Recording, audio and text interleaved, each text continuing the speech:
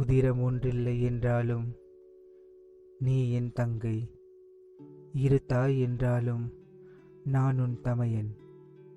சின்னத்திரையின் வண்ண நிலவே, சின்னத்திரையின் வண்ண நிலவே, உன் சிரிப்பால் அனைவரையும் கவர்ந்தாய், உன் நடிப்பால் மனம் வசப்படுத்தினாய். இன்று உன் பிறந்த நாள், ஆனால் நீ எங்களுடன் இல்லை.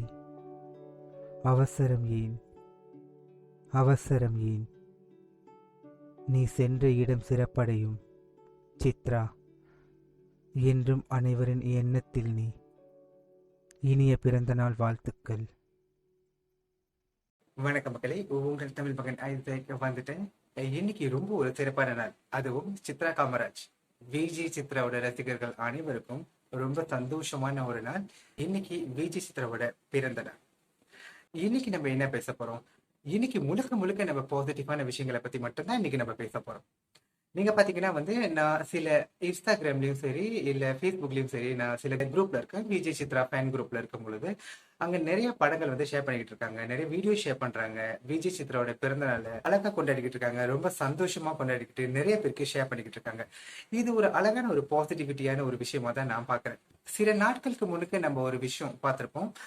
துபாய் தமிழன் சேனல்லையா இருந்தாலும் சரி, வருண் கபூர் சேனல்லையா இருந்தாலும் சரி, அட்வொகேட் வரதராஜன் அவர்கள் நிறைய பாசிட்டிவான நம்பிக்கையான சில விஷயங்களை நம்ம கூட ஷேர் பண்ணியிருந்தாரு. அதாவது ஜஸ்டிஸ் கூடிய விரைவில் கிடைக்குங்கிற மாதிரி அவர் அங்க சொல்லியிருந்தாரு. அந்த நிகழ்ச்சியில நானும் பங்கெடுத்திருந்தேன். ரொம்ப பாசிட்டிவா தான் போயிட்டு இருந்துச்சு அந்த ஒரு உரையாடல். இதுல இருந்து நம்மளுக்கு என்ன தெரியுதுன்னா, விஜய் சித்ரா மரணத்திற்கு கூடிய சீக்கிரம் ஜஸ்டிஸ் கிடைக்குங்கிறத நம்ம நம்பணும். அது மட்டும் இல்லைங்க, நான் ஒவ்வொரு வீடியோலையும் நான் சொல்ற மாதிரி விஜய் சித்ராவுடைய ஆத்மா சாந்தி அடையறதுக்காக நம்ம எல்லாரும் சேர்ந்து ஒரு கூட்டு பிரார்த்தனை செஞ்சுக்கிட்டே தான் இருக்கணும். Let's pray for Vijay Chitra. இந்த பாசிட்டிவிட்டியான விஷயங்கள் நம்ம பார்க்கும்போது எனக்கு நடந்த சில விஷயங்களை நான் உங்ககிட்ட ஷேர் பண்ணலான்னு முடிவு பண்ணியிருக்கேன். உதாரணத்துக்கு நான் சொன்னேன்னா, கடந்த வெள்ளிக்கிழமை அன்று எனக்கு ஒரு கனவு வந்துச்சு, ஒரு அதிகாலை கனவு. அந்த கனவுல விஜய் சித்ராவை படுக்க வச்சிருக்காங்க. அவங்க இறந்த சூழ்நிலையில படுக்க வச்சிருக்காங்க. திடீர்னு பாத்தீங்கன்னா அவங்க எழுந்திருக்கிற மாதிரி ஒரு காட்சி. எல்லாரும் பயந்து போறாங்க. நான் அவங்களுக்கு பின்னாடி இருக்கேன். அவங்க எழுந்திருச்சு ஒரு குளத்துல குளிச்சு அவங்க ஏஞ்சி வரும்போது ஒரு காடஸா தெரிஞ்சாங்க.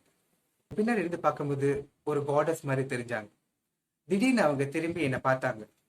நான் ரொம்ப ஆர்வமா இருந்தேன். ஏன்னா நோம்பலி எனக்கு எங்க அம்மா ரொம்ப பிடிக்கும். ஸோ எங்க அம்மா கனவுல வந்துட்டாங்கன்னு சொல்லிட்டு நான் ரொம்ப ஆர்வமா அவங்க பக்கத்துல நின்று பார்க்கும்போது அவங்க என்னை திரும்பி பார்த்து சிரிக்கும் போது தான் தெரிஞ்சிச்சு அது விஜய் சித்ரா அப்படின்னு.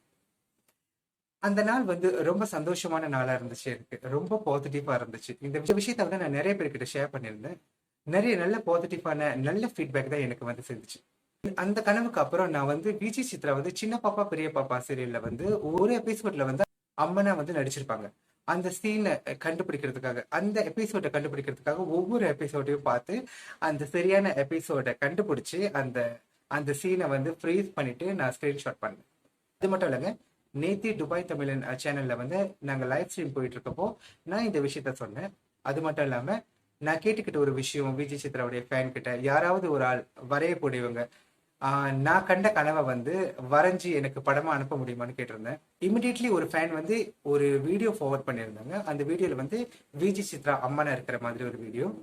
அது மட்டும் இல்லைங்க, இன்னொரு ஃபேன் விஜய் சித்ராவுடைய ஃபேன் விஜய் சித்ரா அம்மனா இருக்கிற மாதிரி ஒரு போட்டோஷாப் பண்ணிட்டு எனக்கு அந்த படத்தை அனுப்பியிருந்தாங்க. அந்த படத்தை நீங்க இப்ப பார்க்கலாம்.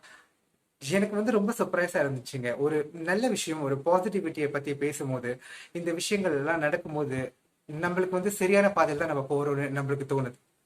அந்த ஜஸ்டிஸ் கூடிய சீக்கிரம் கிடைக்குங்கிறது உறுதியான மாதிரி தான் மனசுக்கு சந்தோஷமா இருக்கு, ரொம்ப நெகிழ்ச்சியாவும் இருக்கு. விஜய் சித்ரா மேல எத்தனை பேர் எவ்வளவு பாசம் வச்சிருக்காங்கிறது இதுல இருந்து நல்லா தெரியுது.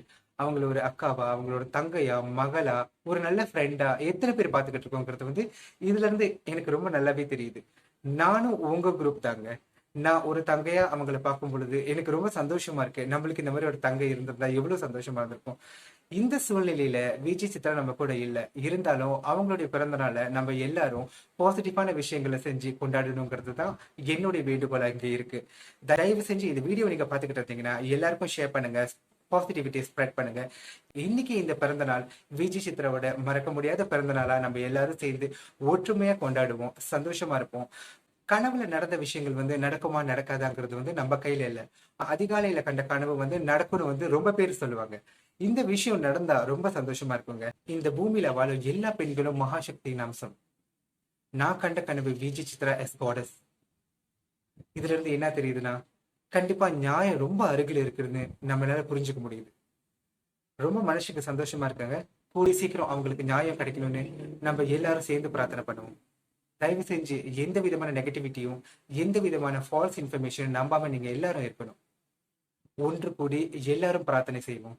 Justice for Vijay Chitra. Very soon pray for Vijay Chitra. Happy birthday Vijay Chitra.